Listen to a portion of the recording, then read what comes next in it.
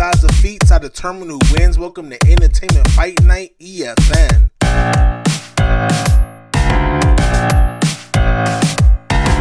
Hello, this is War with Words, and I bring to you EFN, Entertainment Fight Night. Today I present to you She-Hulk, the cousin of Hulk, versus Superboy, the son/half clone of Superman. Now, the first video was the argument for She-Hulk, while this second video will be the argument for Superboy, and the third video will determine who the winner is.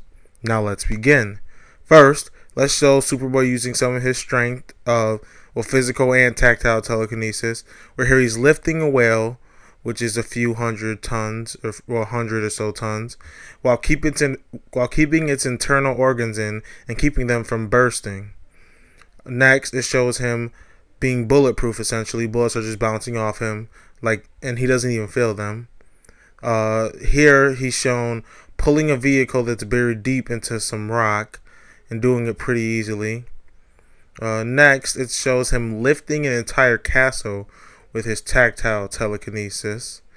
And here, for some speed, it shows him catching an arrow at the last second and basically being invisible in a blur when he does so. And here for later, he races Kid Flash, and they even mentions that the course has to be around the globe several times just to make it take more than a few minutes. After this, here he's shown using telekinesis to make a shockwave on the ground to basically hit people in the air. And next, he's shown using his telekinesis to blow a sizable hole in Mount Rushmore. Here he disables some guns, the same guns that were shooting at him before, that he was bulletproof to. Next, he's using telekinesis to disperse some lava on his face. And he says, anything he can touch, he can control this telekinesis. Next, he's shown holding up a wall of an entire flat with just telekinesis. And here he uses some freeze breath for his more Kryptonian powers.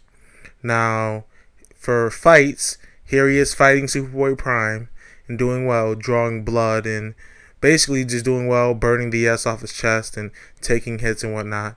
This is very impressive because Superboy Prime is basically the strength of at least 3 Supermans. It's taken out entire Green Lantern Corps almost, and basically devastated Justice League and Teen Titans and so on.